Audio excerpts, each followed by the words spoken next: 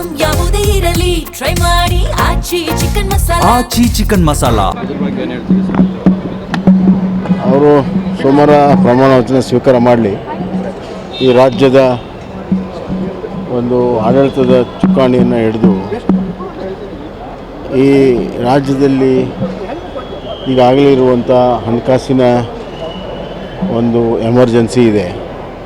ಈ ಹಣಕಾಸಿನ ಎಮರ್ಜೆನ್ಸಿಯನ್ನು ಮೊದಲು ಅವರು ಪ್ರಾಶಸ್ತ್ಯದಲ್ಲಿ ಅದನ್ನು ಸರಿ ಮಾಡಬೇಕು. ಹಲವಾರು ಸಮಸ್ಯೆಗಳಿದ್ದಾವೆ. ಸಾರಿಗೆ ನೌಕರರು ಹೆಚ್ಚಿಗೆ ಕೇಳ್ತಾ ಇದ್ದಾರೆ. ಕಾಂಟ್ರಾಕ್ಟರ್ ವರ್ಕರ್ಸ್ಗೆ ಸ್ಯಾಲ್ರಿ ಸಿಕ್ಕಿಲ್ಲ. ಪೆಂಡಿಂಗ್ ಬಿಲ್ಸ್ ಇದೆ. ಇದರ ಎಲ್ಲರ ನಡುವೆ ಅಭಿವೃದ್ಧಿಯನ್ನು ಕೂಡ ಮಾಡಬೇಕು ಅವರು. ಅದಕ್ಕೆ ಸ್ವಚ್ಛ, ದಕ್ಷ ಮತ್ತು ಪ್ರಾಮಾಣಿಕ ಆಡಳಿತ ಕೊಡೋ ಜೊತೆಗೆ ಅಭಿವೃದ್ಧಿಪರವಾದ ಆಡಳಿತ ಕೊಟ್ಟರೆ ಭಾಳ ಒಳ್ಳೆಯದು. ತುಷ್ಟೀಕರಣ ರಾಜಕಾರಣವನ್ನು ಬಿಡಬೇಕು. ಎಲ್ಲರನ್ನೂ ಸಮಾನವಾಗಿ ಸಮಾನತೆಯ ರಾಜಕಾರಣವನ್ನು ಅವ್ರು ಮಾಡ್ತಾರೆ ಅನ್ನುವಂಥದ್ದು ಜನರ ಅಭಿಲಾಷೆ. ಅವ್ರಿಗಿರೋದೇ ಭಾಳ ಕಡಿಮೆ ಸಮಯದಲ್ಲಿ ಇದನ್ನು ಮಾಡ್ತಾರೆ ಅನ್ನುವಂಥದ್ದು ಅವ್ರ ಮುಂದಿರುವಂಥ ಸವಾಲು. ಬಟ್ ಜನ ಏನು ಭಾಳ ದೊಡ್ಡ ನಿರೀಕ್ಷೆ ಇಟ್ಟಿಲ್ಲ ಈ ಬದಲಾವಣೆಯಿಂದ. ಕರ್ನಾಟಕ ಜನ ಈ ಬದಲಾವಣೆಯಿಂದ ಭಾಳ ನಿರೀಕ್ಷೆಯನ್ನು ಇಟ್ಟಿಲ್ಲ. ಇದು ಒಂಥರ ಹಿಂದಿನ ಸರ್ಕಾರ ಮುಂದುವರ್ಸ್ಕೊಂಡು ಹೋಗ್ತದೆ. 5 ವರ್ಷದಲ್ಲಿ ಸುಮಾರು 10 ಲಕ್ಷಕ್ಕಿಂತ ಹೆಚ್ಚು ಸಾಲವನ್ನು ಮಾಡಿ ಸಾಲದ ಹೊರೆಯನ್ನು ಸಾಮಾನ್ಯ ಜನರ ಮೇಲೆ ಹೊರಿಸುವಂಥ ಕೆಲಸ ಮಾಡ್ತಾರೆ ಅನ್ನುವಂಥದ್ದು ಜನರ ಇದು. ಮತ್ತು ವಿಶೇಷವಾಗಿ OBC ಜನ ಭಾಳಷ್ಟು ಆಕ್ರೋಶಗೊಂಡಿದ್ದಾರೆ. ನಾನು ಹಳ್ಳಿ ಕಡೆ ಹೋಗಿದ್ದೆ, ಈಗ ಭಾಳಷ್ಟು ಆಕ್ರೋಶಗೊಂಡಿದ್ದಾರೆ.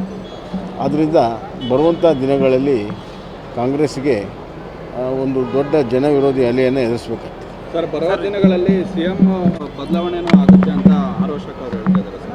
ಇದು ಇಲ್ಲಿಗೆ ಮುಗಿಯಲ್ಲ ಅಂತ ಸರ್? ಅಲ್ಲ, ಖಂಡಿತವಾಗಿಯೂ ನಾನು ಇವತ್ತು ಬೆಳಗ್ಗೆ ಹೇಳಿದ್ದೀನಿ, ಸಿದ್ದರಾಮಯ್ಯವರು ಕರ್ನಾಟಕ ರಾಜ್ಯದಲ್ಲಿ ಮುಂದುವರಿತೀವಿ, ರಾಜ್ಯಸಭೆಗೆ ಹೋಗಲ್ಲ ಅನ್ನುವಂಥದ್ದು ಒಂದು ರೀತಿಯಲ್ಲಿ ಈ ಸರ್ಕಾರದ ಮೇಲೆ, ಮುಂಬರುವಂಥ ಸರ್ಕಾರದ ಮೇಲೆ ತೂಗುಗತಿಯಾಗಿರ್ತದೆ. ಸರ್, ಬದಲಾವಣೆಯಿಂದ ಅಭಿವೃದ್ಧಿ ಏನಾಗುತ್ತೆ ಸರ್ ರಾಜ್ಯಕ್ಕೆ?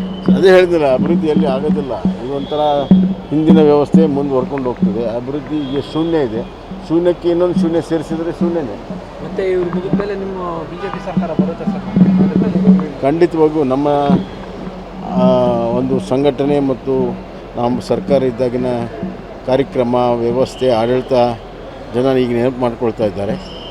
ಈ 3 ವರ್ಷದ ಆಡಳಿತವನ್ನು ಅವರು ನೋಡಿ ರೋಷಿ ಹೋಗಿದ್ದಾರೆ. ಮತ್ತು ಕರ್ನಾಟಕದಲ್ಲಿ BJP ಆಡಳಿತ ಬರೋದು ಖಂಡಿತ 100ಕ್ಕೆ 100.